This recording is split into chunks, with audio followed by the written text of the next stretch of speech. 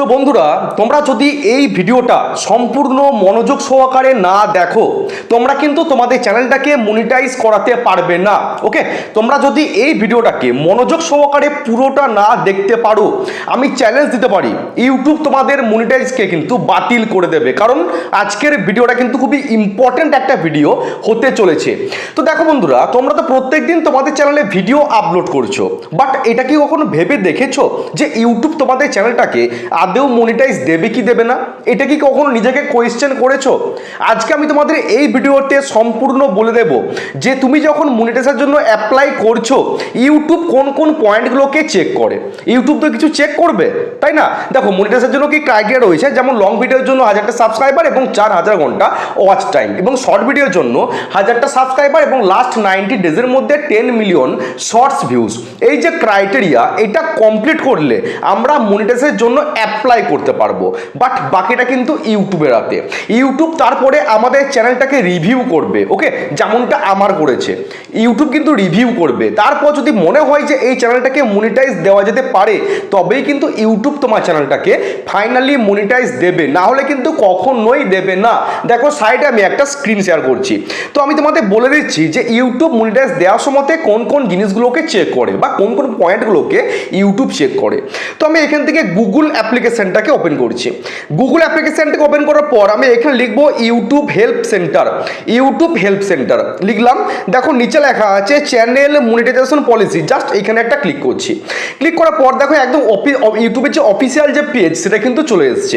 আমি যদি এখান থেকে স্ক্রিনটাকে একটু স্ক্রল করে উপরে তুলি, লেখা আছে দেখো যে what we check when we review your channel. Okay, আর নিচে কিছু পয়েন্ট দেওয়া আছে। এই যে পয়েন্টগুলো, ইউটিউব কিন্তু ধরে ধরে এই পয়েন্টগুলোকে চেক করবে। তুমি যখন অ্যাপ্লাই করবে মনিটাইজের জন্য, ইউটিউব কিন্তু এই পয়েন্টগুলোকে ধরে ধরে কিন্তু চেক করবে। ওকে, সেজন্য কিন্তু ফাইনালি এই ভিডিওটা আমি বানাচ্ছি শুধুমাত্র তোমাদের জন্য। এই গরমে ঘেমে নিয়ে কিন্তু আমি তোমাদের জন্য ভিডিওটা বানাচ্ছি কিছু নলেজ দেওয়ার জন্য। আমি যেমন আমার চ্যানেলটাকে মনিটাইজ করিয়েছি, তোমরাও যেন এক চান্সে ইউটিউবের কাছ থেকে মনিটাইজটা ছিনিয়ে নাও। ওকে, দেখো, প্রথম যে জিনিসটা চেক করে, প্রথম হচ্ছে মেন থিম। এক নাম্বার যে জিনিসটা চেক করবে ইউটিউব, সেটা হচ্ছে মেন থিম। ইউটিউবে 15টা ক্যাটাগরি রয়েছে, যেমন science and technology, people and blogs, education, entertainment, comedy, এরকম করে 15টা কিন্তু ক্যাটাগরি ইউটিউবে রয়েছে। তো ইউটিউব চেক করবে তোমরা এক টাইপের ক্যাটাগরি নিয়ে কাজ করছো কিনা। যেমন আমি সায়েন্স অ্যান্ড টেকনোলজি নিয়ে কিন্তু কাজ করি।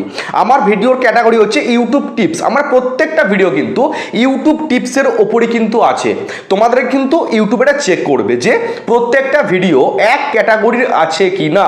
তাহলে প্রথম কিন্তু এটা ইউটিউব চেক করবে, মেন থিম, মানে প্রত্যেকটা ভিডিও একই ক্যাটাগরির আছে কি না। ওকে, দ্বিতীয় যে জিনিসটা চেক করবে, দেখো কি লেখা আছে, মোস্ট ভিউড ভিডিও বা মোস্ট পপুলার ভিডিও। ধরো তুমি তোমার চ্যানেলে 100টা ভিডিও আপলোড করেছো, তো ওই 100টা ভিডিওর মধ্যে যে ভিডিওটাতে সব থেকে বেশি ভিউজ এসছে, সেই ভিডিওটাকে ইউটিউব কিন্তু খুব ভালোভাবে চেক করবে। সেই ভিডিওটার কন্টেন্টকে চেক করবে, সেই ভিডিওটার টাইটেলটাকে চেক করবে, এবং তুমি ডেসক্রিপশনে যে সমস্ত মেটেরিয়ালগুলো ইউজ করেছো, সেগুলোকে ইউটিউব কিন্তু খুব ভালোভাবে চেক করবে। আগে কি ছিল, আগে কিন্তু এই এআই সিস্টেমটা ছিল না।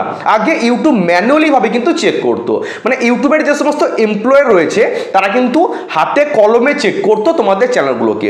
কিন্তু এখন এআই চলে আসার পর কিন্তু সমস্তটা রোবোটিক সিস্টেমে কিন্তু চেক হচ্ছে। এখন যদি তোমরা একটু ছোটোখাটো ভুল করে ফেলো, তোমাদের ইউটিউবের যে রোবোটিক সিস্টেম, সেটা কিন্তু ধরে ফেলবে। ওকে, তাহলে কিন্তু ভালোভাবে কিন্তু চ্যানেলে কাজ করতে হবে। বেকাররা কিন্তু ভাবে কাজ করলে চলবে না।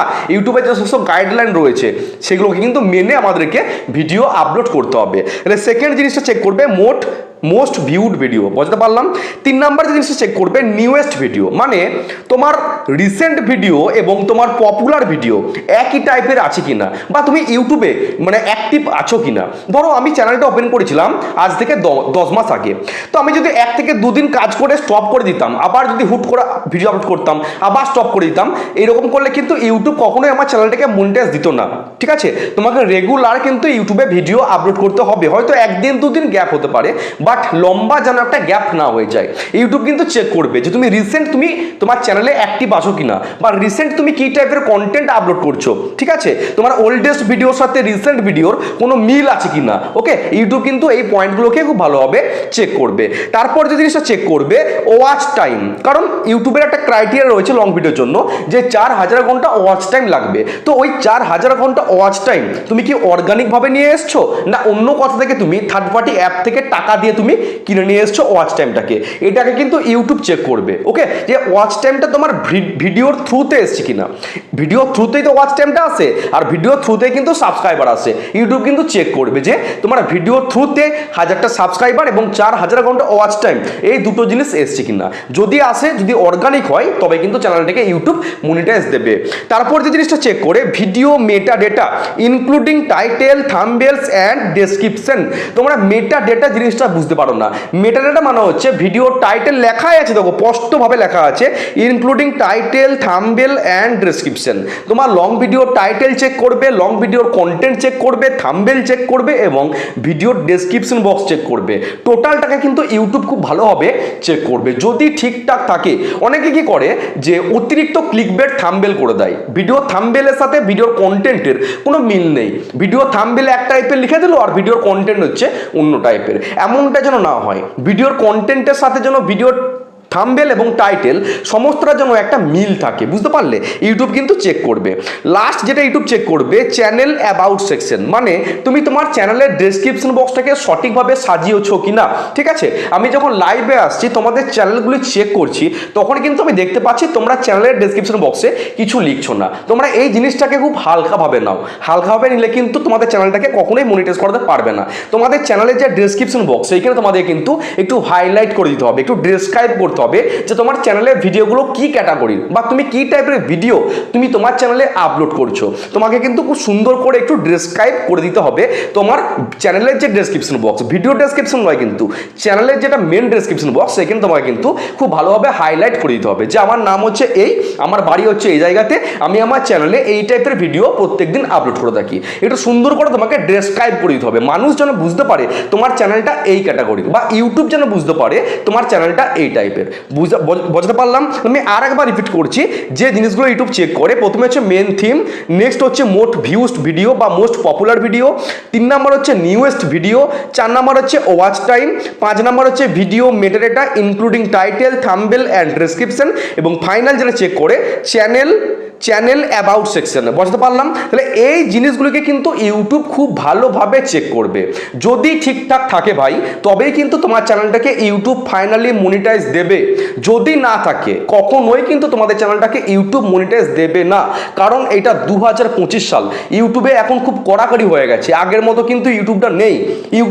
ইউটিউবটা এখন মানে অনেকে কি করেছে যে প্রন সাইড করে রেখে দিয়েছে, বুঝতে পারলে। উল্টো পাল্টা তেপাল্টা ভিডিও যত সব ইউটিউবে আপলোড করছে।